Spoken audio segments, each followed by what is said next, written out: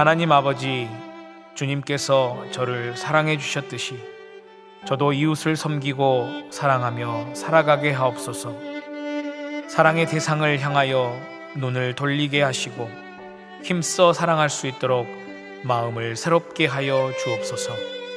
자신의 죄를 뉘우친 강도에게도, 질병과 싸우며 몸부림치는 환자에게도, 끼니를 잊지 못해 허덕이는 거린에게도 주님의 따사로운 사랑을 전할 수 있게 하옵소서. 예수님의 이름으로 기도합니다. 아멘.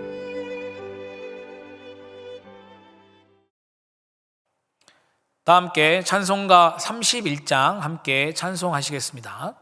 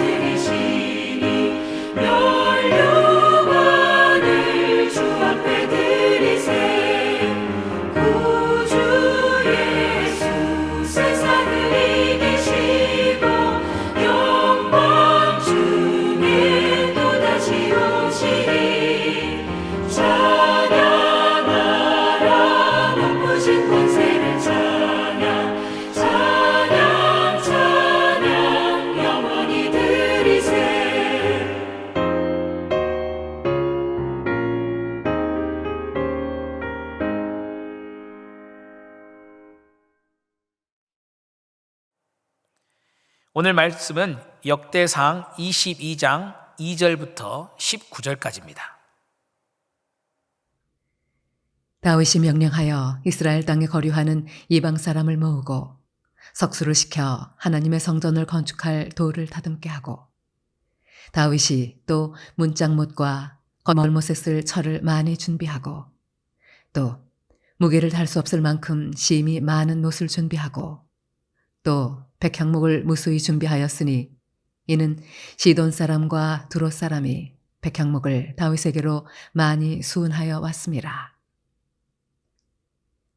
다윗이 이르되 내 아들 솔로몬은 어리고 미숙하고 여호와를 위하여 건축할 성전은 극히 웅장하여 만국의 명성과 영광 있게 하여야 할지라.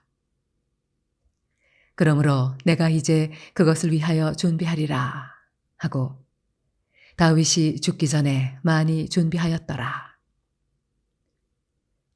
다윗이 그의 아들 솔로몬을 불러 이스라엘 하나님 여호와를 위하여 성전 건축하기를 부탁하여 다윗이 솔로몬에게 이르되 내 아들아 나는 내 하나님 여호와의 이름을 위하여 성전을 건축할 마음이 있었으나 여호와의 말씀이 내게 임하여 이르시되 너는 피를 심히 많이 흘렸고 크게 전쟁하였느니라. 내가 내 앞에서 땅에 피를 많이 흘렸은즉 내 이름을 위하여 성전을 건축하지 못하리라. 보라, 한 아들이 내게서 나리니 그는 온순한 사람이라. 내가 그로 주변 모든 대적에게서 평온을 얻게 하리라. 그의 이름을 솔로몬이라 하리니 이는 내가 그의 생전에 평안과 안일함을 이스라엘에게 줄 것임이니라. 그가 내 이름을 위하여 성전을 건축할지라. 그는 내 아들이 되고 나는 그의 아버지가 되어 그 나라 왕위를 이스라엘 위에 굳게 세워 영원까지 이르게 하리라 하셨나니 이제 내 아들아 여호와께서 너와 함께 계시기를 원하며 내가 형통하여 여호와께서 내게 대하여 말씀하신 대로 내 하나님 여호와의 성전을 건축하며 여호와께서 내게 지혜와 총명을 주사 내게 이스라엘을 다스리게 하시고 내 하나님 여호와의 율법을 지키게 하시기를 더욱 원하노라. 그때 내가 만일 여호와께서 모세를 통하여 이스라엘에게 명령하신 모든 규례와 법도를 삼가 행하면 형통하리니 강하고 담대하여 두려워하지 말고 놀라지 말지어다. 내가 환난 중에 여호와의 성전을 위하여 금 10만 달란트와 은 100만 달란트와 놋과 철을 그 무게를 탈 수 없을 만큼 심히 많이 준비하였고 또 제목과 돌을 준비하였으나 너는 더할 것이며 또 장인이 내게 많이 있나니 곧 석수와 목수와 온갖 일에 익숙한 모든 사람이니라. 금과 은과 놋과 철이 무수하니 너는 일어나 일하라. 여호와께서 너와 함께 계실지로다 하니라. 다윗이 또 이스라엘 모든 방백에게 명령하여 그의 아들 솔로몬을 도우라 하여 이르되 너희 하나님 여호와께서 너희와 함께 계시지 아니하시느냐? 사면으로 너희에게 평온함을 주지 아니하셨느냐? 이 땅 주민을 내 손에 넘기사 이 땅으로 여호와와 그의 백성 앞에 복종하게 하셨나니 이제 너희는 마음과 뜻을 바쳐서 너희 하나님 여호와를 구하라. 그리고 일어나서 여호와 하나님의 성전을 건축하고 여호와의 언약궤와 하나님 성전의 기물을 가져다가 여호와의 이름을 위하여 건축한 성전에 드리게 하라 하였더라.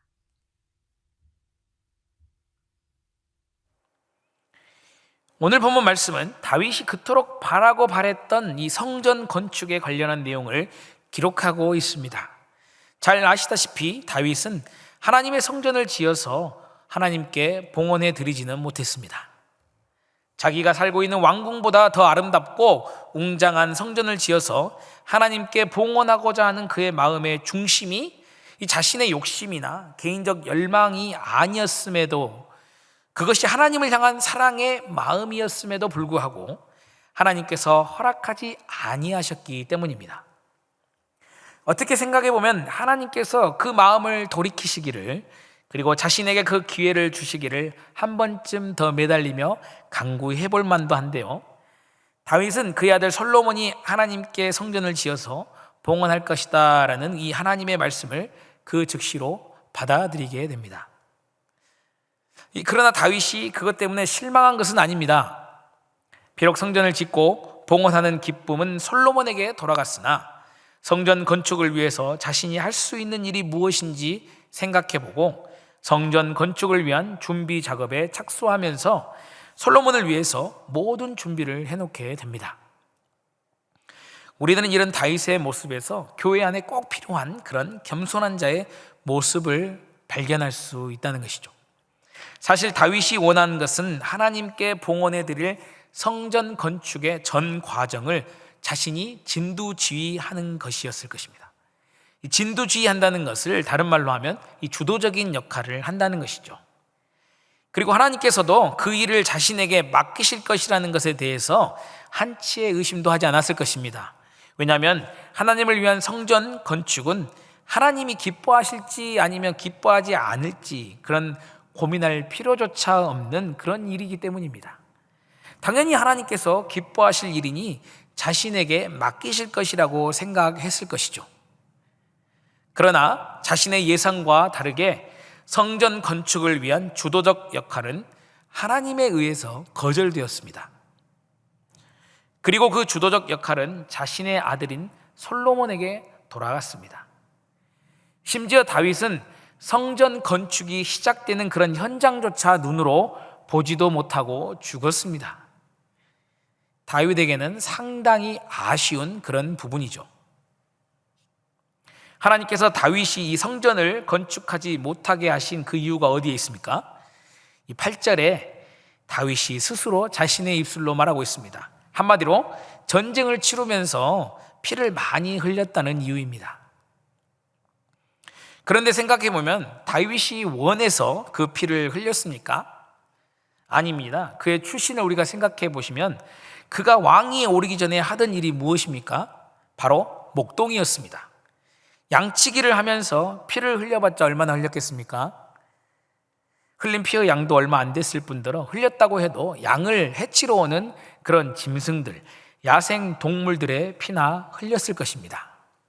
그런데 이 하나님의 성전 건축으로부터 거절당한 주된 이유인 다윗이 피를 땅에 흘리게 된 것, 그것도 많은 양의 사람의 피를 땅에 흘리게 된 이유가 어디에 있습니까? 바로 하나님께서 다윗에게 기름을 부으시고 왕으로 삼으셨기 때문 아닙니까? 하나님께 그 원인을 돌리고 하나님 책임이라고 말하는 것이 사실 불경스럽긴 하지만 하나님의 주권적인 계획하심 아래에 그를 왕으로 세우시고 이스라엘과 함께 이 구원의 사역을 이루어 가시기 위해서 다윗의 손에 피를 묻히게 하신 것 아닙니까? 물론 우리아를 죽인 것처럼 이 스스로 죄를 인함도 있었습니다만 이 주된 원인은 하나님의 선택받은 민족인 이스라엘 백성들을 공격하면서 하나님께 대적하는 그런 세력들을 물리치는 데 있었다는 것이죠. 그러니 이 다윗의 입장에서 보면 참으로 억울하다라는 생각도 들었을 것입니다. 그러나 다윗은 불평불만 하나 쏟아내지 않고 하나님의 뜻을 자신의 마음속에 받아들입니다. 하나님이 너는 아니다 라고 하신 뜻을 겸허하게 받아들이고 성전 건축의 이 주도적 역할을 포기하고 오히려 새롭게 선택받은 사람이 그 일을 잘 해낼 수 있도록 돕는 협력자의 역할에 충실했다는 것입니다. 우리가 신앙 공동체, 즉 교회 안에서 여러 가지 사역을 하다 보면 다양한 역할들을 맡게 됩니다. 그리스도의 몸된 교회는 여러 지체들이 함께 도우며 협력하며 하나님께서 맡기신 사역들을 감당해가는 그런 협력 공동체이기 때문입니다. 그렇게 각자에게 맡겨진 역할이 다 따로 있는 것이죠. 그 맡겨진 역할에 충실하는 것이 우리의 할 일입니다. 그 일이 스포트라이트를 받는 주인공과 같은 역할이든 그렇지 않고 이 보조적인 조연과 같은 역할이든 그것은 중요한 것이 아니라는 것입니다. 하나님의 뜻에 따라 행해지는 일 가운데 자신에게 주어진 일을 적극적으로 하는가 아니면 그렇게 하지 않는가가 매우 중요하다는 것입니다. 이것이 처음에는 비교적 쉽습니다. 교회 공동체 안에 처음 들어와서 봉사를 하고 교회 사역을 섬길 때는 전혀 문제가 없습니다. 그러나 세월이 가고 중직을 받고 교회 안에서 중요한 사역들을 맡아서 섬기기 시작하면서부터 문제가 생기기 시작합니다. 어떤 문제냐? 바로 주도권 싸움입니다. 사울이 대표적인 예이죠. 자신에게 있는 이 주도권이 하나님의 뜻에 따라 다윗에게 넘어가는 과정 가운데 얼마나 큰 죄악을 저질렀습니까? 다윗을 죽이려고 끈질기게 노력했습니다. 처음에는 다윗을 사랑했습니다. 그러나 결국 이 주도권 때문에 다윗을 죽이려고 했습니다. 자신에게 주어진 이 주도권인 왕권에 대한 욕심으로 말미암아 그는 스스로 멸망의 길로 걸어갔던 것입니다. 만약 다윗이 성전 건축의 주도적인 자리에서 하나님이 자신을 이 배제하셨다는 그런 이유로 상심하고 슬퍼하면서 아무것도 예비해 놓지 않았다면 어떻게 되었겠습니까? 다윗은 하나님의 성전 건축과는 아무런 상관이 없는 사람이 되었을 것입니다. 자신이 맡은 조연의 역할을 최선을 다해서 섬겼기 때문에 그가 여전히 성전 건축과 관련하여 의미 있는 사람으로 기억되고 있는 것입니다. 그런데 사실 이것도 인간의 관점과 시선으로 보기 때문에 누구는 주연 역할을 하는 것처럼 보이고 누구는 단역을 맡아 하는 것처럼 보이는 것입니다. 인간의 관점은 너무나 좁아서 항상 그 역사적 흐름 속에서 자신들이 속해 있는 그 삶에, 그 시간에만 집중하기 때문입니다.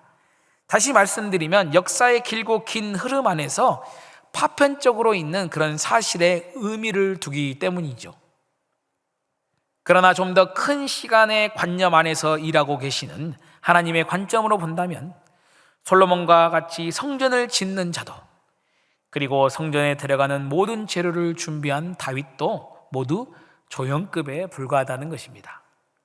인간의 관점으로 보면 사람이 하나님의 일을 주도적으로 하는 것 같이 보이지만 하나님의 관점으로 보면 모두가 조연급 배우에 속할 뿐이라는 것이죠.